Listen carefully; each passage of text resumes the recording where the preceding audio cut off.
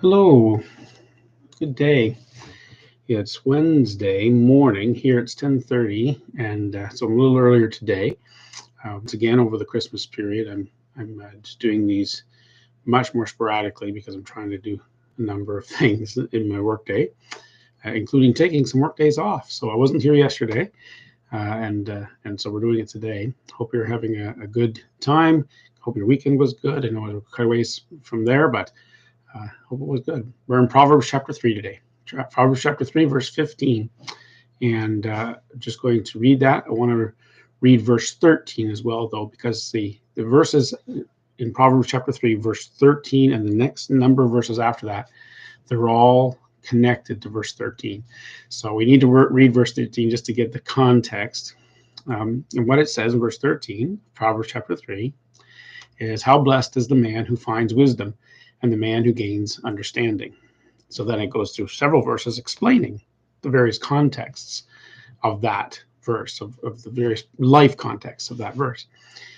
So that verse is saying, how blessed, basically saying how happy or how good is the life of a man who finds wisdom and the man who gains understanding. Is really good, a better life. So the idea here is that it's a better life than the person who doesn't find those things.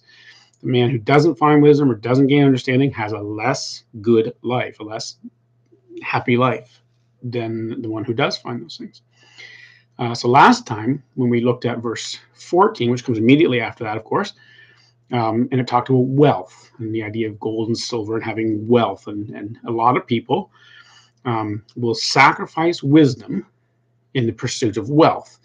And we talked a little bit about the idea of chasing the rainbow and how you just can't do it. You won't be happier. Now, some people will. They'll sacrifice what they know is wise, which includes morality. So they will sell out wisdom and their moral code to gain wealth, thinking it'll make them blessed, make their life better. It doesn't work. And so today's verse 15, it's, so how blessed is the man who finds wisdom, the man who gains understanding. Verse 15 says, she is more precious than jewels, and nothing you desire compares with her.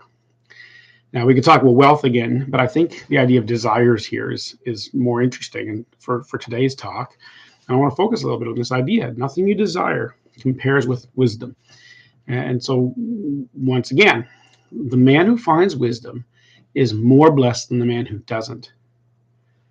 The man who finds wisdom, but not his desires, is more blessed than the person who does not find wisdom, but gains his desires. That's an interesting statement.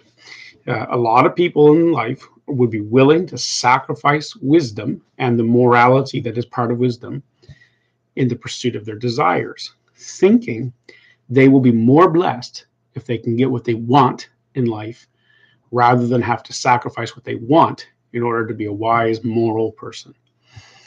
And that's a very common thing. But this verse is telling us you won't have a better life. It doesn't work that way. So that's the gist of this. Let's go through our 4 questions today. Question 1, why would anyone do something foolish for their desires? Why would anybody ever make this sacrifice? It's on one hand, it seems like, okay, obvious. Why would you, basically sell yourself for your desire, right? That's what we're talking about. Selling your wisdom and selling your moral code, being a sellout, right? Just because I want this, I want the fame, the money, the wealth, the power, whatever it is I think I'm going to get. I'm going to, will you be willing to sell yourself for that? And that's what this is talking about. The pursuit of those desires, those jewels of life. Why would anyone make that decision? Well, the reason is because we convince ourselves, and this is very common, we convince ourselves that we will actually be blessed by getting what we want. That is the key to happiness, is just getting our desires, getting what we want all the time. And once again, it's a very common thing. Our desires are what kind of propel us forward. They motivate us. They get us to do and be what we are. They're what helps us, get out of bed in the morning, because they're various desires for the day. And so we kind of taught ourselves over the course of our life that our desires are important, and they are, sure, and they are because they motivate us. but we make the mistake of thinking that our desires are always an indicator of what will make me happy in life. We fool ourselves. Basically, we make ourselves fools by thinking that our desires are the key to happiness. There's an old non-biblical proverb that said, "Be careful what you wish for; you just might get it." And it's true, I guess. It kind of is true. We can wish for all sorts of things that, when you really think about it, aren't actually good for us. But we can wish for them because our desires are fickle, unwise things that we have to control and watch over. If we don't control our desires and guard ourselves from having desires we shouldn't have, they will lead us down every whim and every little compulsion we might come up with, and they will make fools of us. And we really do need to be careful what we wish for. We just might get it, and if we get it, it might make our life really awful. See, a far better thing is wisdom, and having the moral code that comes with wisdom, and not selling yourself for your desires. But we do it all the time. We say, "Oh, I know this isn't the smart choice, but I just really think that's what I want to do. I feel that's what I want to do," or whatever. We do it all the time.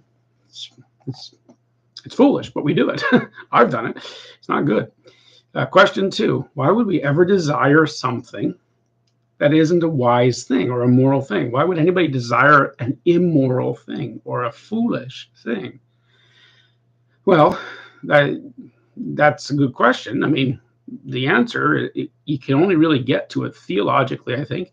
I don't think, scientifically, as so to speak, that you'll ever get to the answer. But theologically, we understand that human beings just simply are fallen creatures. We're not moral paragons.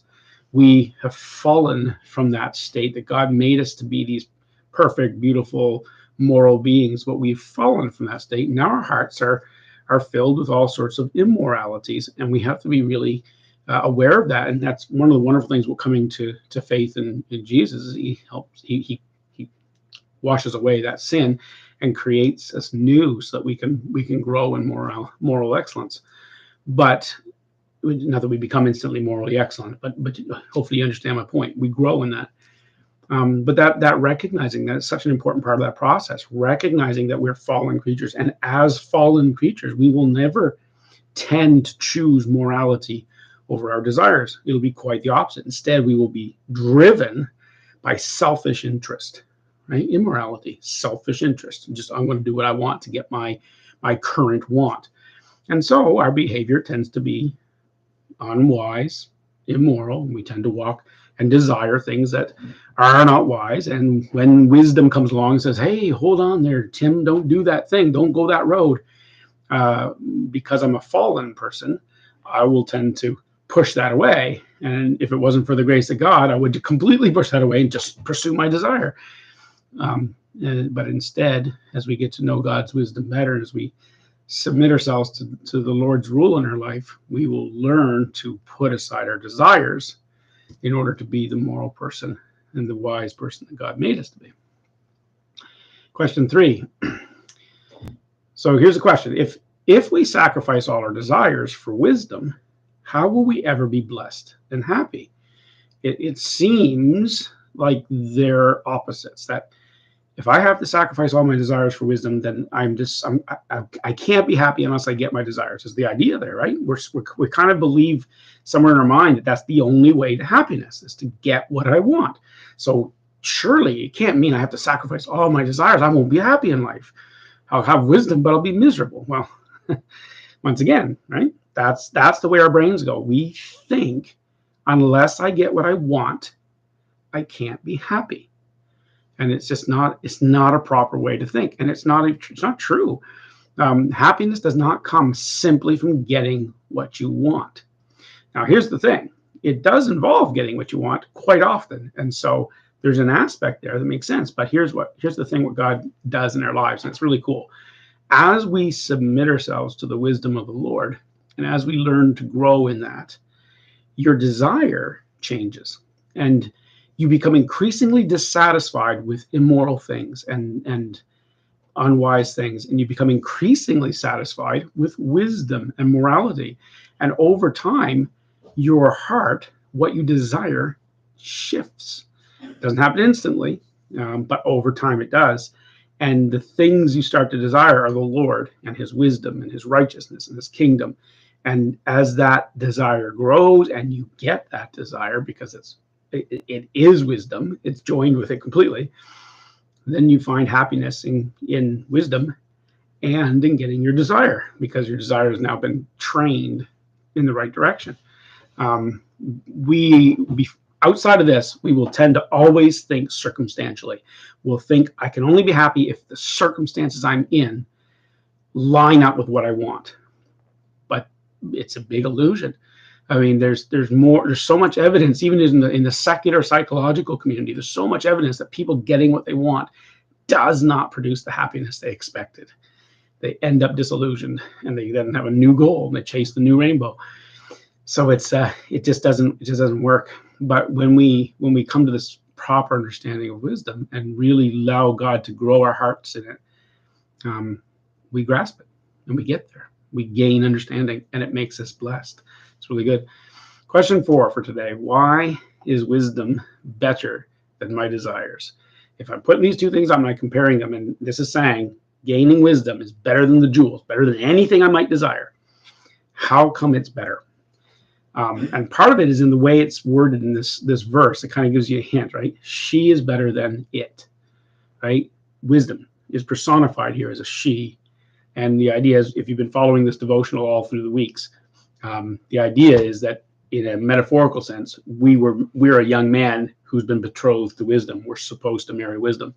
And so there's this idea of, it's better to have this beautiful wife than it is to have a wedding ring, right? Or a jewel, whatever. It's better. And I think that image in our head helps us understand why it's better to have wisdom than just simply our desires. Our desires tend to just be very temporal. They tend to be very passing and fleeting and empty, really, even when we get them. Having a jewel, well, that's great. You can look at a jewel, it sparkles, it's beautiful, and wow, isn't that nice? I've got a jewel. Okay, now what? Right? You've got a jewel. What are you going to do with that? Well, I can give it away for something else. Well, then why didn't you just go for the other thing in the first place? Well, I don't want to give this away. I want the other thing too. Right? I mean, it just doesn't work. Right? We get caught in a temporary thing that actually doesn't have a lot of value, but she has great value, and your whole life can be built with wisdom, right? In the marriage to wisdom. And so it's really kind of obvious when you start to realize it that way. And so is wisdom like this? Yes, it is. Wisdom is something that pursues you and goes with you and walks with you and leads you in life. Wisdom becomes a companion to your life, helps you make good decisions in every part of your life. Wisdom helps you understand what really is of value and what is not of value, and how to be a person of worth. Jewels don't do that, right? Or any of your desires. You're not made for them. You were made or betrothed to God and his wisdom, his moral code, his morality. You were designed and made as a human being for that. And so if you just think about that, I'm made for God, I'm made for wisdom, I'm made for morality. That makes sense. The alternative is, I'm made for my desires. Does that make sense? I'm made for money. I'm made for sex. I'm made for fame. I'm made for... Are you? Do you really think that your entire existence and self-identity is wrapped up in those very trivial and unimportant things?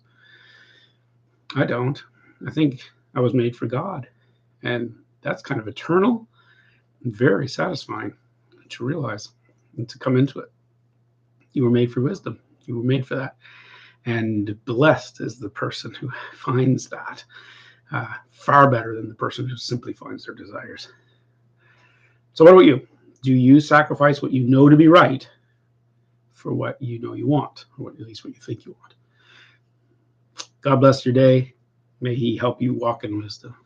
Hopefully, God willing, I'll see you probably on Friday. I probably won't be in the office tomorrow, so probably Friday we'll do the next one, verse 16.